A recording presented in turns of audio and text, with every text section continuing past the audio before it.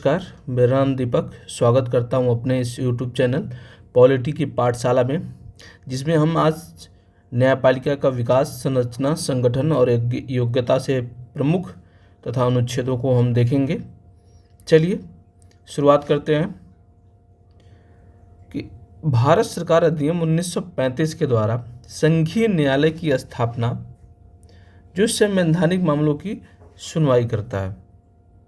भारत सरकार अधिनियम 1935 के द्वारा संघीय न्यायालय की स्थापना, एक प्रश्न ये बनता है, जो संवैधानिक मामलों की सुनवाई करता है। संविधान 1950 अर्थात 26 जनवरी 1950 को लागू भारतीय संविधान ने स्वतंत्र और एकीकृत न्यायपालिका की स्थापना की। कब? 26 जनवरी 1950 को जब हमारा भारतीय संविधान लागू होता है, उसी के साथ एक स्वतंत्र और एकीकृत न्यायपालिका की स्थापना होती है। सुप्रीम कोर्ट को सर्वोच्च न्यायिक संस्था बनाया गया और हाईकोर्ट को राज्यों के प्रमुख न्यायिक संस्था का दर्जा दिया गया। अर्थात देश के लिए आपका जो है सुप्रीम कोर्ट हुआ और राज्य के लिए सर्वोच्च आपका हाई कोर्ट हुआ। ठीक है, चलिए अब हम बात करेंगे कि न्यायपालिका का गठन और संरचना क्या है, कैसे हुआ। तो हम देखेंगे कि भारत की न्यायपालिका एक एकीकृत और स्वतंत्र संरचना है, जिसमें 3 स्तर हैं। कौन कौन से? संघ स्तर पर, सुप्रीम कोर्ट राज्य स्तर पर, हाई कोर्ट और जिला स्तर पर जिला कोर्ट। यानी तीनों एक हायरार्की, यानी तीनों एक पदानुक्रम में है। पहले supreme court, high court, district court.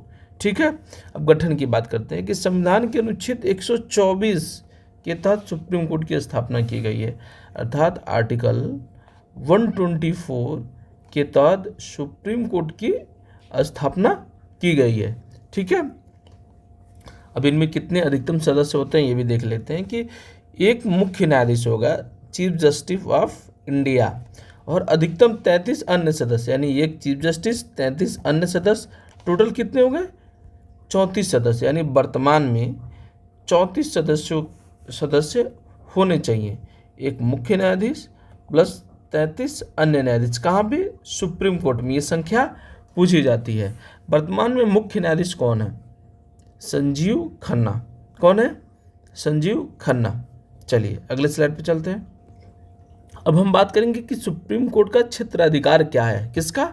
Supreme court का। तो अनुच्छेद भी हम देख लेते हैं कि मूल क्षेत्राधिकार है अनुच्छेद 131 के तहत केंद्र और राज्यों के बीच विवाद को समझाना। केंद्र राज्यों के बीच विवाद है, 2 राज्यों के बीच विवाद है, ऐसे मामले की सुनवाई कौन करता है? Supreme court. यानी सेंटर और स्टेट में अगर कोई डिस्प्यूट होता है, कोई किसी बात पर विवाद होता है, तो ऐसे में सुप्रीम कोर्ट देखता है। अगर 2 स्टेटों के बीच में अगर कोई डिस्प्यूट है तो उसका भी सुनवाई कौन करता है? सुप्रीम कोर्ट करता है। अब अपीली क्षेत्राधिकार, इसका हम देख लेते हैं। किसका? सुप्रीम कोर्ट का अपीली क्षेत्राधिकार अनुच्छेद 132 से 134 तक है, जिसमें संवैधानिक, दीवानी और आपराधिक मामलों में अपील की जा सकती है। यानी हाई कोर्ट से जाकर के आप सुप्रीम कोर्ट में अपील कर सकते हैं। अगर आपको जिले स्तर पर आपकी लगता है कि आपके साथ अन्याय हुआ है, फिर आपने हाई कोर्ट में अपनी याचिका दायर की, वहाँ भी आपके खिलाफ निर्णय, आपको लगता है आपके साथ अन्याय हुआ है, तो आप सर्वोच्च न्यायालय, देश का सर्वोच्च न्यायालय, आप सुप्रीम कोर्ट में जा सकते हैं। ठीक है, और किस अनुच्छेद के तहत? अनुच्छेद 132 और 134 के तहत। एक होता परामर्शदात्री क्षेत्राधिकार। ये कैसा है? परामर्शदात्री किसको परामर्श दे सकता है? राष्ट्रपति को। अनुच्छेद 143 के तहत राष्ट्रपति द्वारा संदर्भित मामलों पर राय सुप्रीम कोर्ट राष्ट्रपति को दे सकता है। इसमें बहुत ये चर्चा में है। अभी जो वक्फ बोर्ड पे ये सुप्रीम कोर्ट का जो कमेंट आया है, जिसे सुप्रीम कोर्ट और संसद के बीच में बहुत तीखी बहस चल रही है, इसी आर्टिकल 143 को लेकर ही चल रही है कि सुप्रीम कोर्ट सहायता राय दे सकता है या वो निर्देश दे सकता है। जो तमिलनाडु मामले में अभी सुप्रीम कोर्ट ने दिया है कि एक लिमिटेड समय, यानी 3 महीने के अंदर राज्यपाल और राष्ट्रपति को अपना निर्णय सुनाना होगा राज्यों के विधेयकों पर। ठीक है, तो ये जो सुप्रीम कोर्ट राय देता है, किसको? राष्ट्रपति को। किस अनुच्छेद में? अनुच्छेद 143 में है। ठीक है, लोकहित याचिका सुनना, यानी सामाजिक न्याय के लिए पब्लिक इंटरेस्ट में कोई व्यक्ति लोकहित याचिका दायर कर सकता है। अब हम देख लेते हैं कि इनकी नियुक्ति कैसे होता है, सुप्रीम कोर्ट के न्यायाधीशों की नियुक्ति कैसे होता है। कि न्यायाधीशों की नियुक्ति कोलोजियम प्रणाली के तहत होती है, जिसमें सीजेआई होगा और 4 वरिष्ठतम न्यायाधीश होंगे। यानी किसी न्यायाधीश को चुनना है तो एक कॉलेजियम जो होता है इसमें 5 सदस्य होते हैं। एक मुख्य न्यायाधीश होगा प्लस सुप्रीम कोर्ट 4 अन्य वरिष्ठ न्यायाधीश होंगे। ये चारों किसी नाम पर अनुशंसा करेंगे और ये राष्ट्रपति के पास भेज देंगे अनुमति के लिए। ठीक है। अच्छा, योग्यता क्या होनी चाहिए इनकी? योग्यता की बात की तो बाला ये है कि वो भारत का नागरिक हो, हाई कोर्ट में 5 वर्ष तक न्यायाधीश रहा हो, यानी हाई कोर्ट में 5 वर्ष तक न्यायाधीश रहा हो, या 10 वर्ष तक अधिवक्ता, 10 वर्ष तक एक वकील के रूप में, सक्रिय वकील के रूप में उसने अपनी सेवाएं दी हो। ठीक। और दूसरा कि राष्ट्रपति द्वारा विशिष्ट कानून विद्वान माना जाए, यानी राष्ट्रपति की नज़रों में वो विशिष्ट कानूनी विद्वान होना चाहिए। ठीक है। चलिए आगे बढ़ते हैं। अब हम बात कर लेते हैं हाई कोर्ट की, कि किस अनुच्छेद के तहत इनका गठन होता है, क्या कार्य होता है, क्या क्षेत्राधिकार होता है। ठीक है। तो हाई कोर्ट का गठन अनुच्छेद 214 से 231 के तहत आर्टिकल 214 से 231 तक हाई कोर्ट की गठन का, उसकी संरचना का, संगठन का प्रावधान है। प्रत्येक राज्य के लिए एक हाई कोर्ट होगा, यानी प्रत्येक राज्य के लिए एक हाई कोर्ट होगा, और कुछ राज्यों के लिए साझा हाई कोर्ट हैं। कुछ राज्यों के लिए साझा हाई कोर्ट है, जैसे पंजाब हरियाणा के लिए एक हाई कोर्ट है। वो हाई कोर्ट कहाँ पे है? चंडीगढ़ में। और भारत में कुल कितना हाई कोर्ट है? 25। ठीक है। अब हम बात करते हैं हाई कोर्ट का क्षेत्राधिकार क्या है। मूल क्षेत्राधिकार, अपीली क्षेत्राधिकार, रिट का क्षेत्राधिकार। ठीक है। यानी किसी अनुच्छेद 226 के तहत रिट क्षेत्राधिकार की याचिकाएं हैं। हाई कोर्ट की जो रिट की क्षेत्राधिकार हैं वो कितनी है? 226 के तहत। और सुप्रीम कोर्ट का आर्टिकल 32 के तहत। और इसी आर्टिकल 32 को संविधान की आत्मा कहा है किसने? डॉक्टर BR अम्बेडकर ने। ठीक है। और नियुक्ति और योग्यता इनका भी लगभग वही रहता है कि कॉलेजियम प्रणाली के द्वारा होता है। योग्यता सुप्रीम कोर्ट के समान होती है। ठीक है। 10 वर्ष का अधिवक्ता होना चाहिए। ठीक। चलिए आगे बढ़ते हैं। अब हम बात कर लेते हैं कि प्रमुख निर्णय सुप्रीम कोर्ट या हाई कोर्ट के द्वारा कुछ ऐसे मामले जो अक्सर पूछे जाते हैं परीक्षाओं में, वो प्रमुख निर्णय कौन कौन से हैं। सबसे पहले हम बात करेंगे केशवानंद भारती, बहुत ही फेमस केशवानंद भारती केस कब आया था? 1973 में। केशवानंद भारती केस कब आया था? 1973 में। इसमें सुप्रीम कोर्ट का प्रमुख निर्णय जो था उसके कुछ कमेंट थे जो अक्सर परीक्षाओं में पूछे जाते हैं। पहला कि संविधान का मूल ढांचा का सिद्धांत स्थापित हुआ।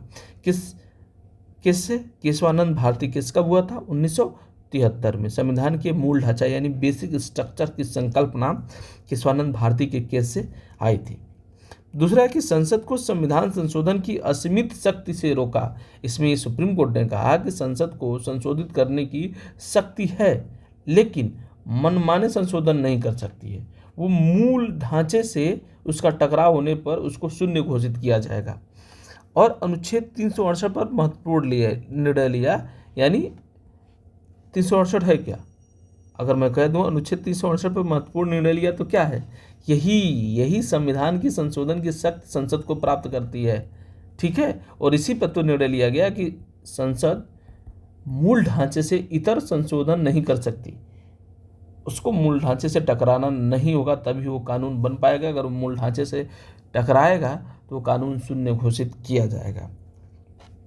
एक दूसरा के साथ आप बहुत चर्चा में जो है मिनर्वा मिल्स मामला भारत संघ।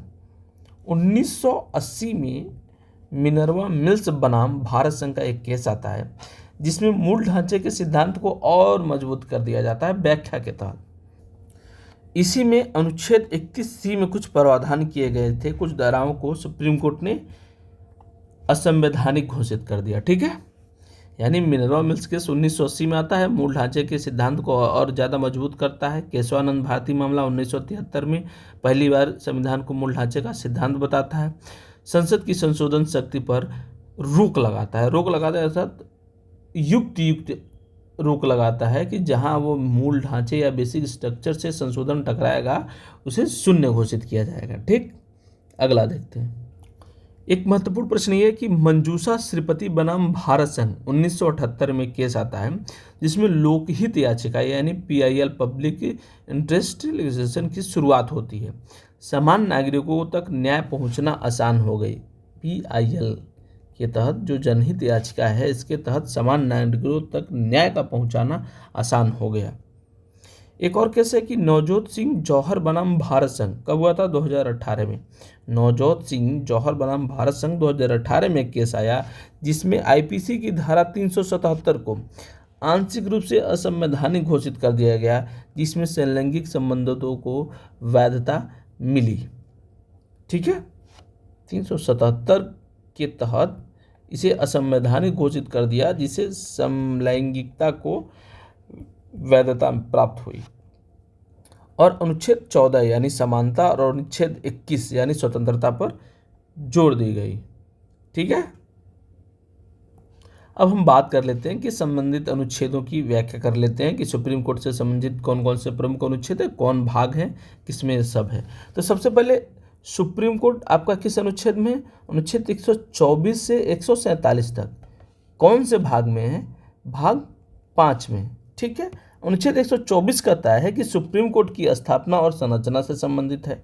अनुच्छेद 129 सुप्रीम कोर्ट के रिकॉर्डों का कोड बनाता है, अर्थात इसके जो भी निर्णय होंगे वो रिकॉर्डबद्ध किया जाएंगे और एक कानून के रूप में उनकी मान्यता होगी, यानी उनको लागू किया जाएगा और उसके निर्णय के आधार पर हाई कोर्ट, सुप्रीम कोर्ट और जिले कोर्ट में उसको ध्यान में रख करके आगे की सुनवाई की जाती है।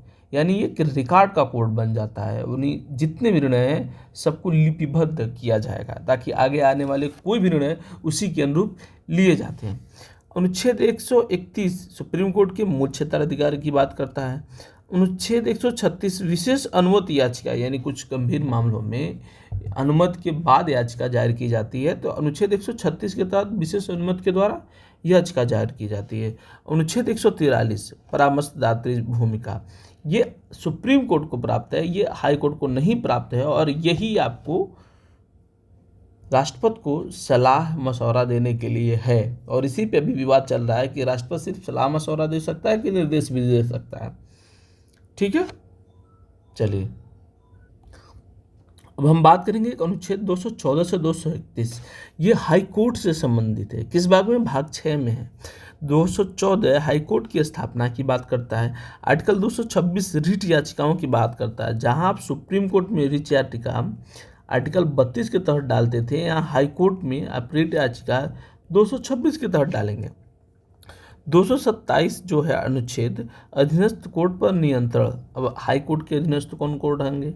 आपका जिला स्तर पर जो कोर्ट होता है, दीवानी हो गया, जो आपका सत्र मजिस्ट्रेट का कोर्ट हो गया, सत्र न्यायालय हो गया, ये सब हाई कोर्ट के अधीन आते हैं। अनुच्छेद 32 यहाँ लिखा भी है, जो सुप्रीम कोर्ट के मौलिक अधिकारों की रक्षा के लिए रिट याचिका है, वही हाई कोर्ट क्या है? 226 के तहत होता है। अनुच्छेद 21 जीवन और व्यक्तिगत स्वतंत्रता की बात करते हैं। अगर इस पर कोई आँच आता है तो आप सीधे हाई कोर्ट जा सकते हैं। 226 के तहत सीधे सुप्रीम कोर्ट जा सकते हैं। अनुच्छेद 32 के तहत। और रिट के मामले में हमेशा याद रखिएगा, अगर स्टेटमेंट आ गया रिट के मामले में हाई कोर्ट सुप्रीम कोर्ट से ज़्यादा विषयों पर रिट याचिका दायर कर सकता है। ठीक है, हाँ ये याद रहे। रिट के मामले में 226 और 32 में रिट के मामले में ज़्यादा विस्तार हाईकोर्ट को प्राप्त है, क्षेत्राधिकार उसका ज़्यादा है। ठीक है, चलिए अब इससे संबंधित हम कुछ प्रश्न उत्तर देखेंगे, ताकि आपने जो अभी तक प्रश्न देखे, जो आपने अभी पढ़ा है, उसी को आप प्रश्न के माध्यम से जब प्रश्न करेंगे तो आपको जो डाउट होगा एकदम स्पष्ट रूप से क्लियर हो जाएगा। और ये प्रश्न विगत वर्ष में पूछे गए प्रश्न हैं, जो भविष्य को देखते हुए प्रश्न बनाए गए हैं, तो निश्चित तौर पर वीडियो में बने रहिएगा। अब हम प्रश्नोत्तर करेंगे इसी से संबंधित हुए अति महत्वपूर्ण प्रश्न। चलिए अब हम देखेंगे इन प्रश्नों को, तो चलिए प्रश्नों को देखते हैं, शुरुआत करते हैं। पहला प्रश्न है कि भारतीय संविधान के किस अनुच्छेद के तहत सुप्रीम कोर्ट की स्थापना की गई है? अनुच्छेद 124, ऑप्शन बी अनुच्छेद 131, ऑप्शन बी अनुच्छेद 214 या ऑप्शन डी अनुच्छेद 226। 26 भारतीय संविधान के किस अनुच्छेद के तहत सुप्रीम कोर्ट की स्थापना की गई है? क्या होगा ऑप्शन? ऑप्शन ए अनुच्छेद आर्टिकल 124। चलिए एक और महत्वपूर्ण, अनुच्छेद 226 क्या है? हाई कोर्ट में रिट याचिका। ठीक है, चलिए अगला प्रश्न देखते हैं। अगला प्रश्न ये है कि मूल ढांचा सिद्धांत किस मामले में स्थापित किया गया था? मूल ढांचे का सिद्धांत किस मामले में स्थापित किया गया था? ए मिनर्वा मिल्स बनाम भारत संघ, बी केशवानंद भारती बनाम केरल राज्य, सी गोकुलनाथ बनाम पंजाब राज्य, या डी मंजूषा श्रीपति बनाम भारत संघ। ये सभी आपने पढ़ा है, देखिए अभी आपको याद आना चाहिए। मूल ढांचे का सिद्धांत किस मामले में स्थापित किया गया? ये PYQ है, बताइए। इसका उत्तर होगा ऑप्शन बी केशवानंद भारती बनाम केरल राज्य। इसी में तो मूल ढांचे के सिद्धांत को स्थापित किया गया था, बेसिक स्ट्रक्चर। और ये कब आया था? 1973 में। कब आया था केशवानंद भारती बनाम केरल राज्य? कब? 1973 में। अच्छा ये बताइए मिनर्वा मिल्स बनाम भारत संघ में क्या है? ये कब हुआ था? 1980 में। ठीक है, ये 42वें संविधान संशोधन 1976 में जो संशोधन किए गए थे उन्हीं में किसी केस में मामला ये आया था जिसमें सुप्रीम कोर्ट ने बेसिक स्ट्रक्चर को व्याख्यायित कर दिया और आर्टिकल 368 के तहत जो संविधान को संशोधन की शक्ति है उसको सीमित करता है, यानी मनमाने ढंग से संशोधन करने पर रोक लगाता है। ठीक है, अच्छा गोकुलनाथ बनाम पंजाब राज्य में ये क्या मामला है? कब आया था ये? सबसे पहले 1967 में एक केस आया जो गोकुलनाथ बनाम पंजाब राज्य से संबंधित है, जिसमें सुप्रीम कोर्ट कहता है कि ये मूल अधिकारों में संशोधन नहीं कर सकते हैं संसद, स्पष्ट रूप से। लेकिन वहीं पर आकर के केशवानंद भारती 1973 में कहता है कि संशोधन कर सकते हैं, लेकिन वो बेसिक स्ट्रक्चर से टकराना नहीं चाहिए। ठीक है, गोकुलनाथ बनाम पंजाब राज्य 1967 में सुप्रीम कोर्ट कहता है कि मूल अधिकारों में संशोधन नहीं कर सकते हैं। केशवानंद भारती बनाम केरल राज्य में कहता है 1973 में कि बेसिक स्ट्रक्चर को आप मत छूइए, आप सब मूल अधिकारों में संशोधन कर सकते हैं। मिनर्वा मिल्स केस 1980 में होता है जिसमें सुप्रीम कोर्ट कहता है कि आप मनमाने ढंग से संशोधन नहीं कर सकते और संशोधन की जो शक्ति है अनुच्छेद 368 में दी गई है उस पर भी सीमित रूप से रोक लगाता है सुप्रीम कोर्ट। ठीक है, चलिए अगला प्रश्न देखते हैं। प्रश्न ये है कि सुप्रीम कोर्ट के न्यायाधीशों की नियुक्ति में कौन सी प्रणाली लागू होती है? पहला ए कॉलेजियम प्रणाली, बी राष्ट्रीय न्यायिक नियुक्ति आयोग, और सी संसदीय समिति, और डी राष्ट्रपति की प्रत्यक्ष नियुक्ति। तो इसमें तो कुछ ज़्यादा है नहीं। कॉलेजियम प्रणाली से इसमें कितने सदस्य होते हैं? एक मुख्य न्यायाधीश होगा, 4 वरिष्ठ न्यायाधीश। कहाँ के? सुप्रीम कोर्ट के। कभी प्रश्न ये भी आ सकता है कि कॉलेजियम में कितने लोग होते हैं? टोटल 5 लोग। कितने? एक सुप्रीम कोर्ट का मुख्य न्यायाधीश, 4 वरिष्ठतम न्यायाधीश। ये सभी कॉलेजियम प्रणाली किसी राष्ट्रपति का नाम किसी न्यायाधीश का नाम सुझाएंगे और रिपोर्ट राष्ट्रपति को देंगे। ठीक है, चलिए सुप्रीम कोर्ट रिकॉर्ड का कोड बनाने वाला अनुच्छेद कौन सा है? ये अक्सर पूछा जाता है कि सुप्रीम कोर्ट को रिकॉर्ड का कोड बनाने वाला अनुच्छेद कौन सा है? ऑप्शन ए अनुच्छेद 129, ऑप्शन बी अनुच्छेद 131, ऑप्शन सी अनुच्छेद 136, या ऑप्शन डी अनुच्छेद 143। सुप्रीम कोर्ट रिकॉर्ड का कोड बनाने वाला अनुच्छेद कौन सा है? ऑप्शन ए अनुच्छेद 129 ये रिकॉर्ड का कोड बनाने वाला है। ठीक है, चलिए अगला प्रश्न ये है कि हाईकोर्ट को रिट याचिका दायर करने की शक्ति किस अनुच्छेद के तहत प्राप्त है? ये तो आपको पता ही होगा। ऑप्शन ए अनुच्छेद 32, ऑप्शन बी अनुच्छेद 226, ऑप्शन सी अनुच्छेद 214, या ऑप्शन डी अनुच्छेद 227।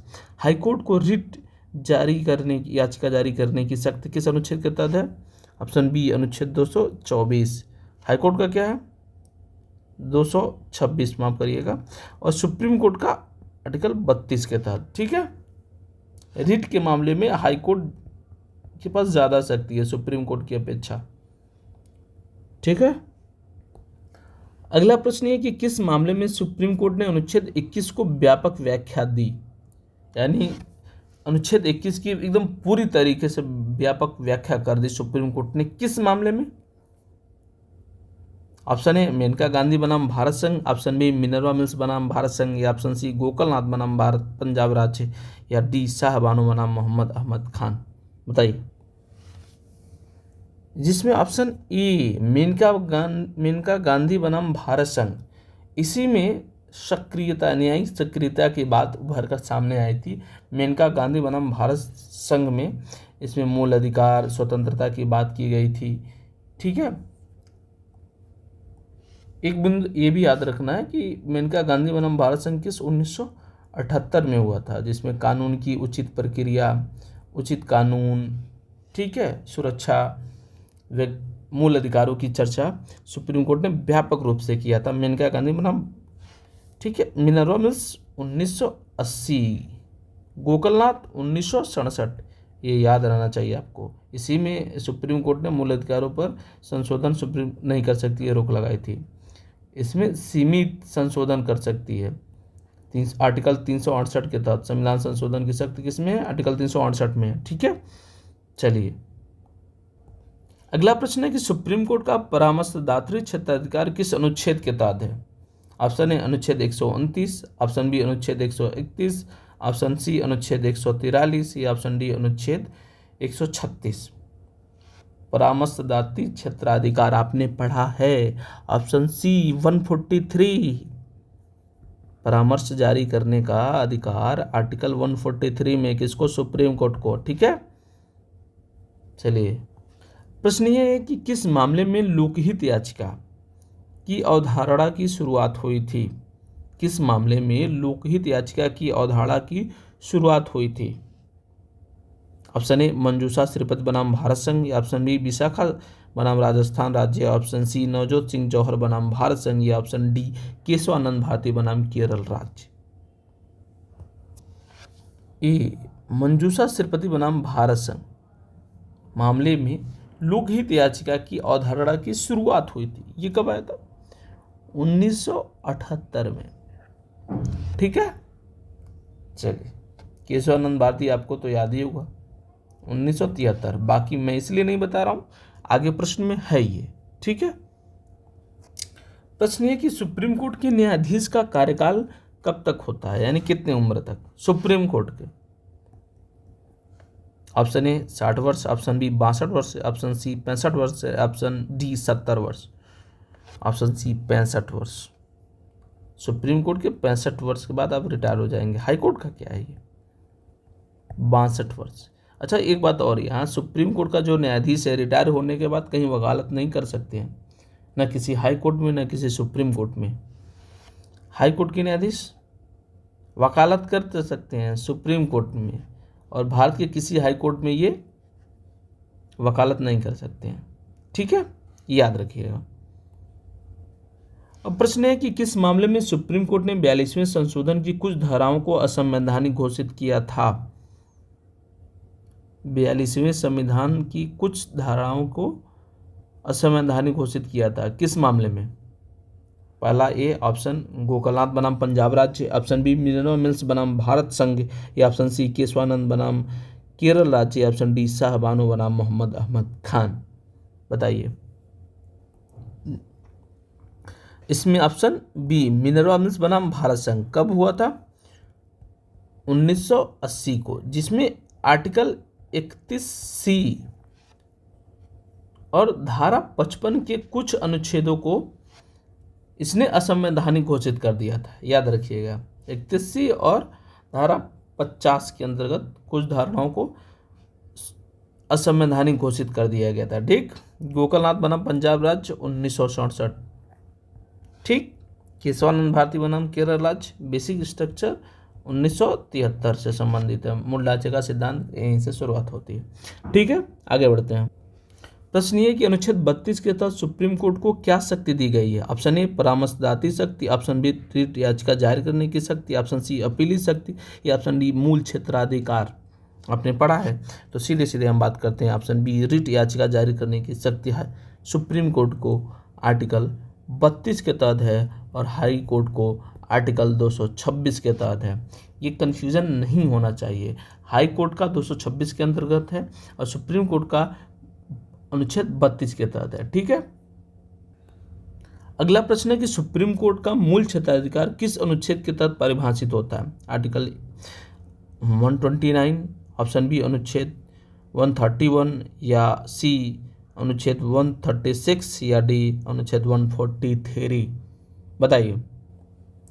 तो सुप्रीम कोर्ट का मूल क्षेत्राधिकार ऑप्शन बी अनुच्छेद 131 के तहत।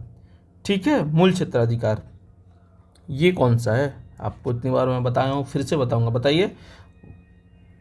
अनुच्छेद 143, सुप्रीम कोर्ट परामर्श दे सकता है राष्ट्रपति को। अनुच्छेद 143। ठीक है। अगला प्रश्न ये कि किस मामले में धारा 377 को आंशिक रूप से असंवैधानिक घोषित किया गया? किस मामले में धारा 377 समलैंगिकता से है? ठीक है, ये याद रहना चाहिए। किस रूप से असंवैधानिक घोषित किया गया, यानी किस मामले में? ठीक है, बताइए। ऑप्शन ए मिनर्वा मिल्स बनाम भारत संघ, ऑप्शन बी नवजोत सिंह जौहर बनाम भारत संघ, या ऑप्शन सी विशाखा बनाम राजस्थान राज्य, या ऑप्शन डी गोकलनाथ बनाम पंजाब राज्य। बताइए।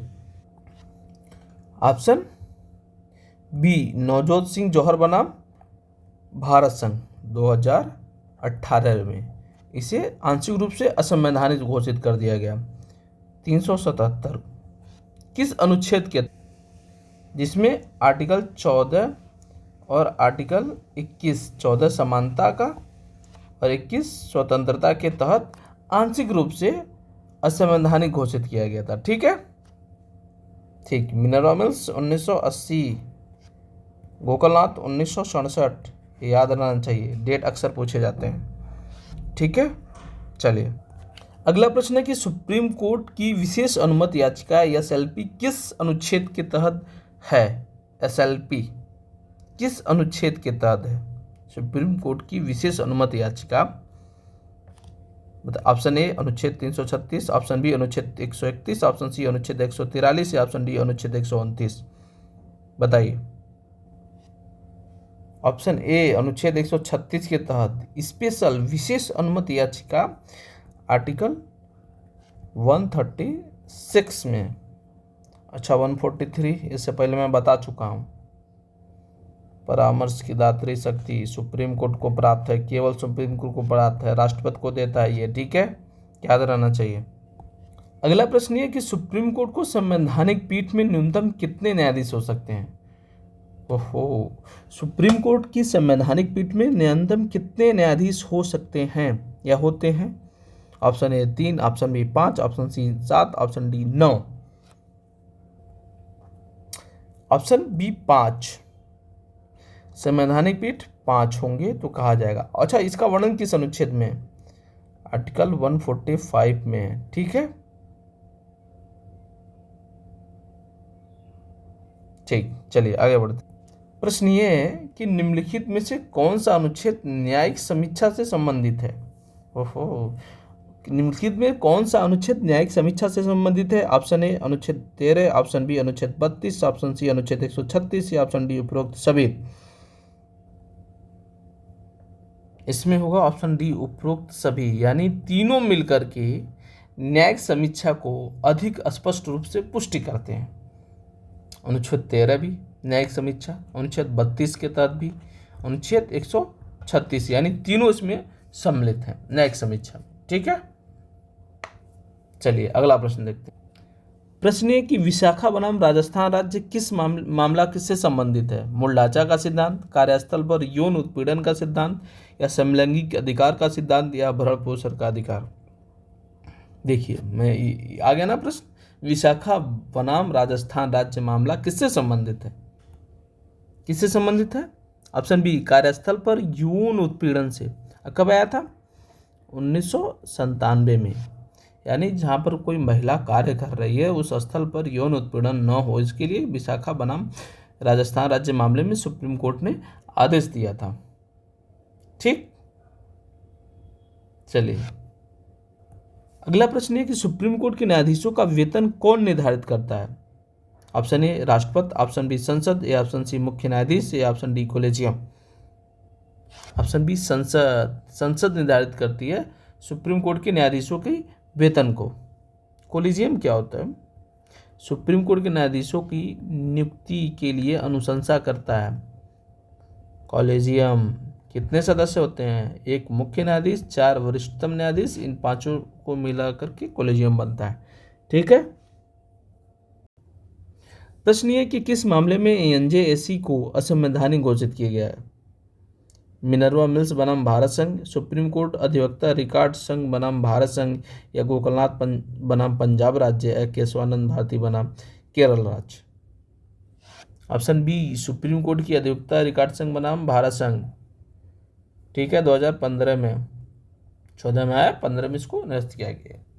मिनर्वा मिल्स 1980 368 को सीमित करता है, यानी संविधान संशोधन को सीमित करता है, बेसिक स्ट्रक्चर को अच्छे से बताता है। गोकुलनाथ बनाम पंजाब राज्य 1967 में आया था। केशवानंद भारती 1973 में। पहली बार मूल अधिकार की संकल्पना तो यहीं से तो आई थी।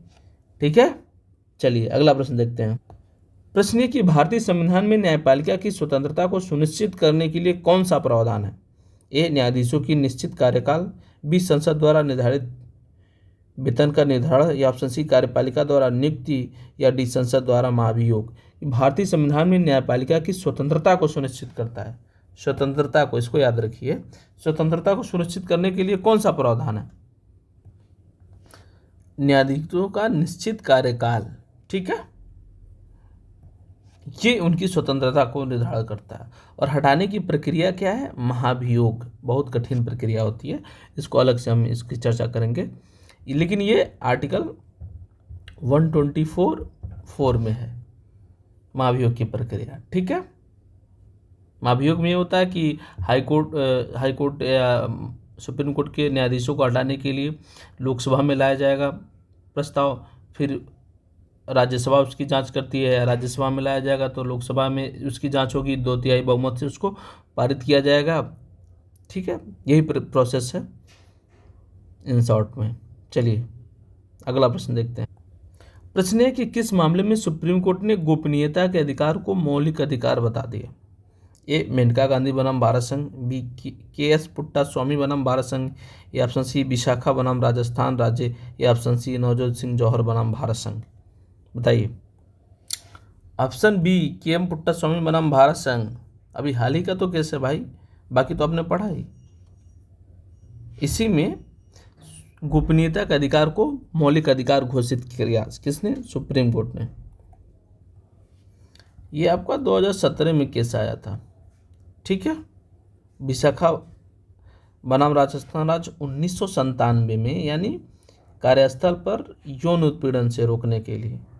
ठीक है, नवजोत सिंह जौहर बनाम भारत संघ, ये आपका 2018 में आया था और ये समलैंगिकता पर से संबंधित था।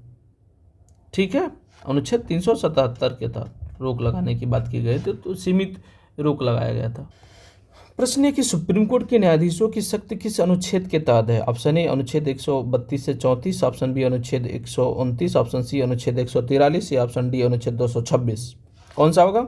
ऑप्शन ए, अनुच्छेद 132 से 134 अपीली शक्ति की बात करता है। अनुच्छेद 143 परामर्श दात्री की बात करता है, राष्ट्रपति को सुप्रीम कोर्ट जो परामर्श देता है। 226 क्या है? हाई कोर्ट की रीट याचिका से संबंधित है। ठीक है, चलिए अब सुप्रीम कोर्ट की भी रीट याचिका जान लीजिए, आर्टिकल 32। ठीक, चलिए आगे बढ़ते हैं। अगला प्रश्न है कि निम्नलिखित में से कौन सा मामला तलाकशुदा मुस्लिम महिलाओं के अधिकारों से संबंधित है? ऑप्शन से ही आपको समझ में आ जाएगा। ऑप्शन ए, शाहबानो बनाम मोहम्मद अहमद खान, बी, मेनका गांधी बनाम भारत संघ, या ऑप्शन सी, मिनर्वा मिल्स बनाम भारत संघ, या ऑप्शन डी, केशवानंद भारती बनाम केरल राज्य। ऑप्शन ए, शाहबानो बनाम मोहम्मद अहमद खान। अच्छा, ये मामला 1985 में आया था। ठीक है, भरण पोषण से संबंधित है कि मुस्लिम महिलाओं को तलाक के बाद भरण पोषण देने के लिए। ठीक, मिनर्वा मिल्स बनाम भारत संघ 1980। मैं रिपीट इसलिए कर रहा हूँ आपको याद रहे। केशवानंद भारती बनाम केरल राज्य 1973। ठीक, चलिए सुप्रीम कोर्ट के न्यायाधीशों को हटाने की प्रक्रिया क्या है? राष्ट्रपति द्वारा प्रत्यक्ष हटाना, संसद द्वारा महाभियोग, कॉलेजियम द्वारा सिफारिश, मुख्य न्यायाधीशों द्वारा आदेश। तो स्पष्ट है, संसद द्वारा महाभियोग लाया जाता है। कॉलेजियम द्वारा तो इनकी नियुक्ति की जाती है, नियुक्ति की सिफारिश की जाती है। एक मुख्य न्यायाधीश, 4 वरिष्ठ न्यायाधीश होते हैं। संसद द्वारा महाभियोग से हटाया जाता है। बार बार महाभियोग आ रहा है, इस पर एक अलग से मैं छोटा वीडियो बना दूंगा, महाभियोग को विस्तार से मैं समझा दूंगा कब कब किस पर लगा और किस तरीके से लगा है। राष्ट्रपति प्रत्यक्ष हटा ही नहीं सकते हैं भाई। हाँ, आपके लिए ये भी जानना है कि महाभियोग किस में है। आर्टिकल 124(4) में है। ठीक है। अगला प्रश्न है कि निम्नलिखित में से कौन सा मामला पर्यावरण संरक्षण से संबंधित है? MC मेहता बनाम भारत संघ, B मेनका गांधी बनाम भारत संघ, या C विशाखा बनाम राजस्थान राज्य, या D कोकलनाथ बनाम पंजाब राज्य। बताइए। इसमें ऑप्शन ए MC मेहता बनाम भारत संघ, ठीक है, 1980 के दशक में आया था, आर्टिकल 21 में इसके तहत आया था। ठीक है। चलिए, विशाखा बनाम राजस्थान 1997 कार्यस्थल पर यौन हिंसा से संबंधित है। गोकुलनाथ 1967 ये आपको लगाया था कि मूल अधिकारों में संशोधन नहीं कर सकती है, स्पष्ट रूप से रोक लगा दिया था। जबकि इसे केशवानंद भारती में 1973 में इसे कहा कि संशोधन कर सकते हैं, लेकिन बेसिक स्ट्रक्चर से नहीं टकराना चाहिए। ठीक है। अगला प्रश्न देखते हैं। अगला प्रश्न है कि सुप्रीम कोर्ट की स्थापना किस तिथि से हुई थी? IMP, सुप्रीम कोर्ट की स्थापना किस तिथि को हुई थी? देखिए, ऑप्शन ए 26 जनवरी 1950, ऑप्शन बी 15 अगस्त 1947, ऑप्शन सी 26 जनवरी 1949, ऑप्शन डी 1 अप्रैल 1955। इसका होगा 26 जनवरी 1950 को सुप्रीम कोर्ट की स्थापना हुई थी। अरे 1950 ऐसे, ठीक है। अरे भाई, ये किसका उत्तराधिकारी था? 1935 में भारत शासन अधिनियम के तहत जो सुप्रीम कोर्ट जो इसकी स्थापना की गई थी, उसी का उत्तराधिकारी तो था। ये कब बना? 26 जनवरी 1950 को। ठीक है। चलिए अगला बताते हैं। अगला प्रश्न है कि निम्नलिखित में से कौन सा अनुच्छेद हाईकोर्ट की स्थापना से संबंधित है? बताइए। ऑप्शन ए अनुच्छेद 124, ऑप्शन बी अनुच्छेद 214, ऑप्शन सी अनुच्छेद 226, ऑप्शन डी अनुच्छेद 143। ऑप्शन बी अनुच्छेद 214 हाईकोर्ट की स्थापना से। ये सुप्रीम कोर्ट 124, 226 हाईकोर्ट की रीट याचिका, सुप्रीम कोर्ट की रीट याचिका आपकी 32 और अनुच्छेद 143 परामर्शदात्री शक्ति राष्ट्रपति के लिए सुप्रीम कोर्ट का, जबकि हाईकोर्ट को परामर्शदात्री शक्ति नहीं प्राप्त है। क्लियर? कोई डाउट? चलिए आगे बढ़ते हैं। प्रश्न है कि सुप्रीम कोर्ट ने किस मामले में त्वरित तलाक को असंवैधानिक घोषित किया था? त्वरित तलाक। ऑप्शन ए शाह बानो बनाम मोहम्मद अहमद खान, सायरा बानो बनाम भारत संघ, सी मेनका गांधी बनाम भारत संघ, या डी विशाखा बनाम राजस्थान राज्य। बताइए। सायरा बानो बनाम भारत संघ। ट्रिपल तलाक, त्वरित तलाक किसी से तो संबंधित है कि कब हुआ था? 2017 में। इसमें ट्रिपल तलाक को असंवैधानिक घोषित कर दिया गया था। ये आर्टिकल 21 का उल्लंघन माना गया और साथ ही साथ आर्टिकल 14 जो समानता का है उसका भी उल्लंघन माना गया था। मेनका गांधी का तो 1978 में होता था। ठीक। विशाखाबाद बनाम केस 1997 में, कार्यस्थल पर यौन उत्पीड़न से रक्षा। ठीक। शाह बानो मोहम्मद 1985 में आया था। ठीक। ये तलाक के बाद उनके खाने पीने, रहने का, हर जाने का, उसके पैसे की बात उसमें थी। शाह बानो बनाम मोहम्मद अहमद 1985 में। सायरा बानो 2017 में आया था, जिसमें 14 समानता, 21 स्वतंत्रता के आधार पर ट्रिपल तलाक को असंवैधानिक घोषित किया गया था। मेनका गांधी बनाम भारत संघ 1978 में आया था। ठीक। इसमें भी अनुच्छेद 21 को विस्तार किया गया था, स्वतंत्रता को ठीक। विशाखापट्टनम राजस्थान राज्य 1997 में कार्यस्थल पर यौन हिंसा से संरक्षण के लिए थे। ठीक। अगला प्रश्न देखते हैं। प्रश्न है कि सुप्रीम कोर्ट की समीक्षा याचिका की शक्ति किस अनुच्छेद के तहत है, अगर स्पेशल रूप से पूछे। पहले मैं बताया था कि वहाँ तीनों 32, 13 मिलकर के आते हैं, 3 थे, 13 और 32 और 137। हाँ, तीनों मिलकर के भी न्यायिक समीक्षा की बात करते हैं। अगर स्पेशल रूप से न्यायिक समीक्षा की बात करें किस अनुच्छेद के तहत है, ऑप्शन ए अनुच्छेद 136, ऑप्शन बी अनुच्छेद 137, ऑप्शन सी अनुच्छेद 143 या ऑप्शन डी अनुच्छेद 226। तो इसमें ऑप्शन बी अनुच्छेद 137, जिसका उत्तर मैंने बोल ही दिया क्वेश्चन की व्याख्या करते हुए। तो अच्छा, 143 ये तो याद हो जाना चाहिए। परामर्शदात्री सुप्रीम कोर्ट देता है राष्ट्रपति को। 226 रिट याचिका हाई कोर्ट की है, सुप्रीम कोर्ट की रिट याचिका 32, इसे B.R. अम्बेडकर ने संविधान की आत्मा कहा था। ठीक है, चलिए समाप्त हो गया। चैनल को सब्सक्राइब जरूर कर लीजिएगा, प्लीज़ चैनल को सब्सक्राइब करिए, लाइक करिए, शेयर करिए, और किसी बिंदु पर किसी टॉपिक पर अगर आपको अच्छे से वीडियो चाहिए तो हमें कमेंट में ज़रूर बताइएगा। आपका सुझाव हमारे लिए बहुत ही महत्वपूर्ण है। तो वीडियो में अभी तक बने रहने के लिए आप सभी का बहुत बहुत बहुत धन्यवाद। नमस्कार।